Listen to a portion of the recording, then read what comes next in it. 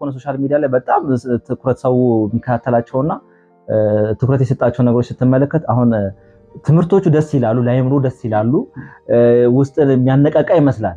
የሳይኮሎጂ ትምህርቶች ያሉበት ነገር ይመስላል። ነገር ግን ከጀርባው ያለውን ነገር ስታይ ሰዎችን በሆነ ትምህርቶች ውስጥ የመቃኘትና በዛ ሳይወስ ሰዎችን የማደንዘዝ ነገር ነውና በዚህ ትምህርቶች ውስጥ ስትያዝ በቃ አስተሳሰብህን ነው የሚለውጠው። ሐሳብ ነው ወደ አይምሮክ የሚገባው። በዛ መመሪያ መሰረት ህይወትን መምራት ትጀምራለህ። ያ ነገር ምን ያደርጋል? ለመንፈሳዊ ነገር ድንዛዜ ውስጥ እንድትሆን ያደርጋል።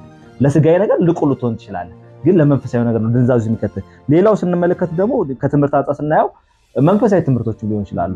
ጌታ ሲናገር አይተህ ከሆነ በመንፈሳዊ ድንዛዜ ውስጥ የከታቸው መጽሐፍ ቅዱስ ስንመለከት እኮ ትምህርት ነው።